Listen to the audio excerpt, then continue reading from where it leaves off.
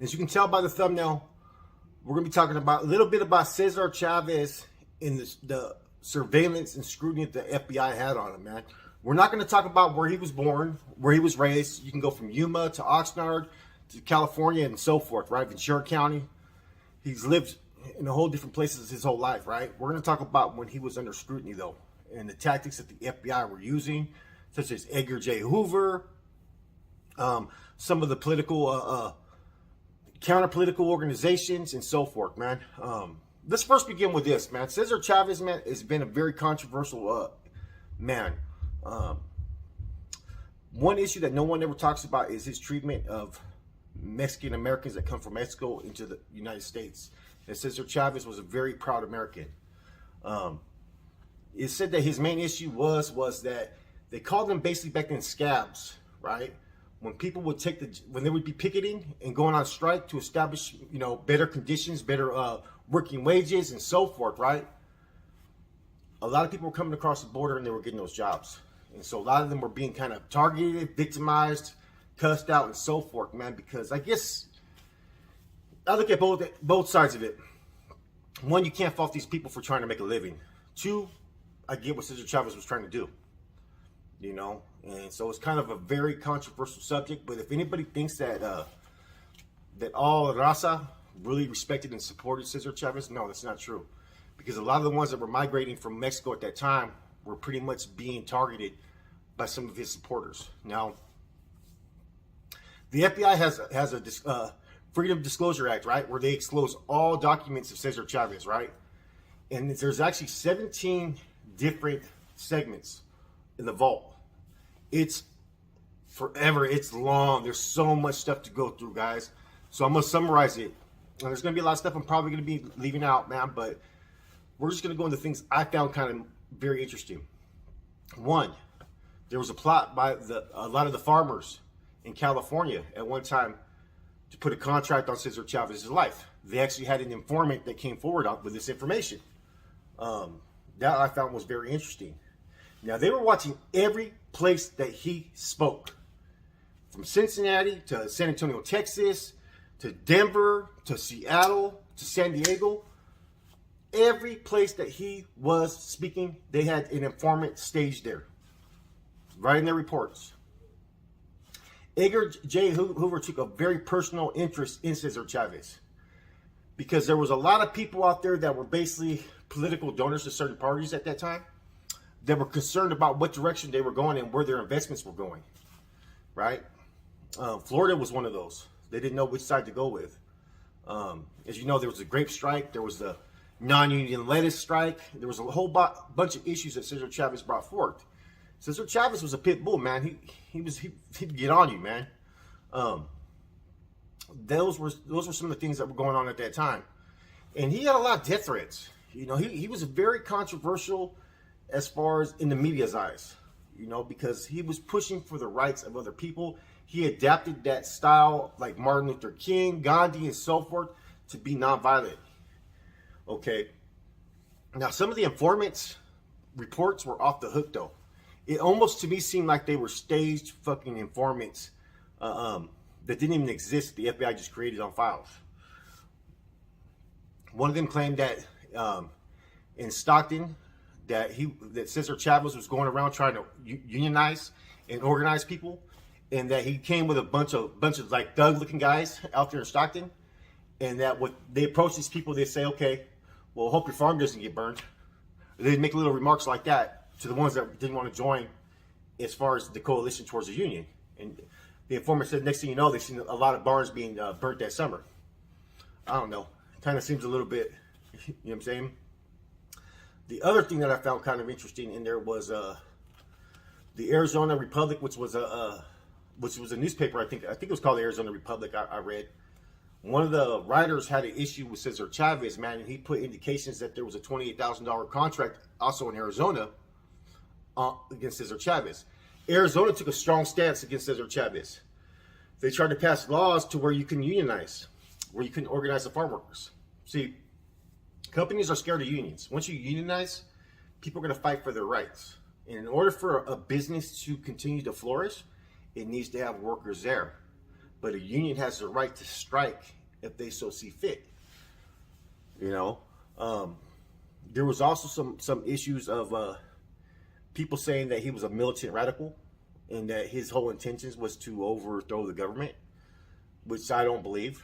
You know, that was a far-fetched tale I read in this report, because in thinking about Cesar Chavez, right, he was a lot more American than you guys think.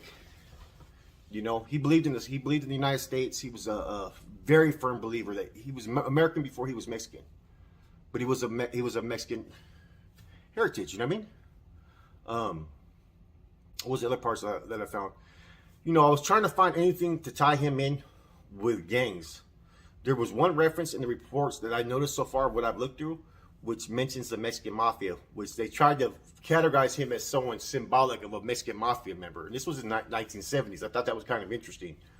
Because if he was going to have any ties, it was going to be the other way. You know, there's a lot of speculation. I've heard a lot of different rumblings about his associated ties. As you guys all know, Black Bob's father, and you know what I mean, were very close to Cesar Chavez. They actually were pallbearers in his funeral, believe it or not. So that's the type of relationship that he had, and that kind of makes sense too, that of why Black Bob adopted the cosa, the struggle, the farmero stuff. You know what I'm saying? Because his family had been raised in it. You know, that type of struggle, they were part of that. You know what I'm saying? And so I can see where he adopted the wet gumper too. You know what I mean? A lot of that's contributed to the cause of struggle and so forth, was contributed to what you call the Gilroy Boys before the Norteños came out.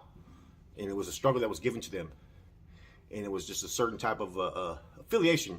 Now, I've heard, there's a lot of stuff that I've actually heard in the old history that I'm not going to go into on here, because some of it I don't think is true.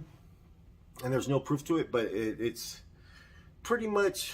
and I think another brother actually confirmed this, man, but there was some type of past associations, not knowledgeable, but associations to where there were certain groups behind the wall that were actually helping Cesar Chavez for security out there in the streets. In fact, when I went and met Al, who's an ex-Texas syndicate who used to be real close with Kilroy, he actually said that when he met Cesar Chavez, it was because Kilroy actually sent him to go over there and disrupt it. You know, so there may be a little bit more going on during that time period than we even know. You know what I mean? And that's when he tells the story about Cesar Chavez giving him a ring and so forth, man. So, in any event, though, Cesar Chavez had an image to uphold, man. He had a plan, he had a vision, and it was for those to obtain the same rights and treatment that they should be given, as far as you know, working the jobs that basically help run this country. You know, without produce, right, fruits and vegetables, man, this country, man, where's the food gonna go? We have to have those workers, man. And so he sold that whole type of label to the people. You know what I mean? He gave them that whole identity that, you know, without us you can't exist. You know, and that gave his movement basically gave it some backbone to it, man. And you know, this man went on fucking so many strikes. He went on one that was like fucking 24 days. You know, he sacrificed. You know, in addition, it hurt his relationships and so forth, man. And you know, to be under that type of scrutiny, where the head of the FBI and all these other law enforcement agencies were fucking running investigations on you. I mean, you guys have tripped. Go look it up. Cesar Chavez, the FBI vault files. There's so many of them, man, that you're gonna be there for days, man. So I scanned through looking for the keynotes, and I think I pretty much discussed the major things that I found what the FBI was trying to do. This was the same time you were having the Black Panthers, the Black Berets, the Brown Berets, and so forth, man. And you know, there was a lot of what people were calling political prisoners, which were those that had a voice out to the streets, that were against the man, against the system, that were actually catching cases. Some held merit and value, some didn't. You know what I'm saying? It's a different time era back then. And reading this report, you could tell what the tactics were to basically spin the narrative of everything that he was doing to create him as an enemy against the American people, so therefore the FBI could use all resources to attack him. You know, and you know, there's a little bit more to it. I think it was all about this. You know, I mean, farmers that own these businesses, they don't have a lot of money. When you have people trying to unionize and disrupt and so forth, man, you're messing with their money. You know, so it basically became a power struggle, man. You know, you had, you know, Robert Kennedy came and met with them. All kinds of famous people met with Cesar Chavez during that time, man. But what I'm reading, though, is these same people that were meeting with Cesar Chavez, that were being friendly in his face, were over there reporting to the FBI and getting reports from the FBI, including Robert Kennedy. I thought that was kind of a little bit intriguing. You know what I mean? Like, oh, wow. You know what I'm saying? This is a little bit more to it than what people know. You know what I'm saying? You know, you can always go on the FBI's file. They'll have all these reports of all these old cases of individuals that were what you would call threats against the American people. You know what I'm saying? Anybody that had a voice that stood against the system, they would label as a terrorist. You know, I don't think Cesar Chavez was trying to stand against the system. I think he was trying to add things that could better the conditions of the system towards the working people. I think he's seen that the value of that, and that they didn't have a voice, and that they needed a voice. Now, I guess some of the, you know, the Mexicanos that didn't agree with, you know, coming over to this country and trying to work and being attacked and so forth, man, I get that part, man. It's kind of a thin line, though. You know what I'm saying? It's kind of like, you have a job right here, and then you're trying to stand up for your job, and so you do what you have to do. Yet you get someone that comes out of nowhere, that comes up in here and takes your job when you're trying to produce better conditions for you and your family. So it's all, you have to look at it from all perspectives when you look at it, man. And it's kind of hard for me to have an opinion on it, man, because it's always those that will accept whatever they have coming that's gonna mess it up for the overall majority. It's like in any plight, any struggle that you have, if everybody's on the same page and continues forward and doesn't give in, you can fucking make things happen. But it's when those that give in, it's when it makes your movement weak. Plain and simple, man. You know what I mean? Anyways, yeah, this wasn't a history profile by Cesar Chavez, man. This was more about the FBI files and the surveillance event, man. And it's a trip, man. Like, every day there was reports on him. Every day. Like, he was one of the main targets that they were monitoring out there in the streets at that time, man. You know, they knew everything about him. They knew if he was cheating. They knew what motel he was at, who he was meeting with.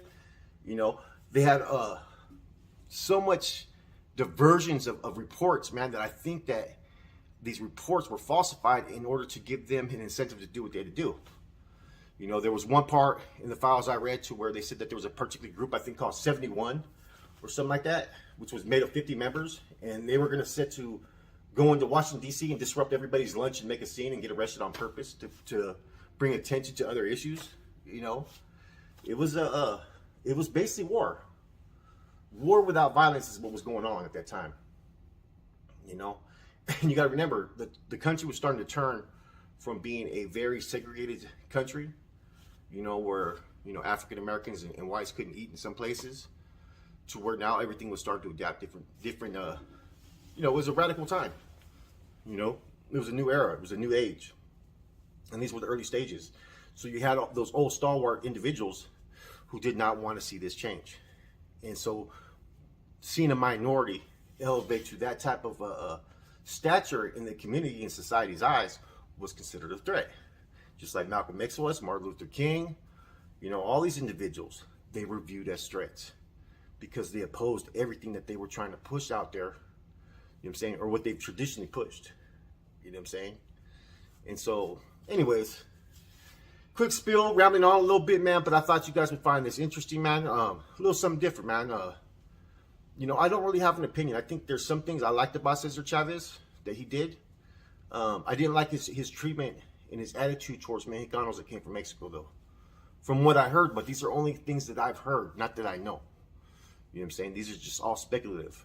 You know what I mean? So, but when you hear like, you know what I mean? So, it's kind of hard, man, to really give an opinion when you're not there.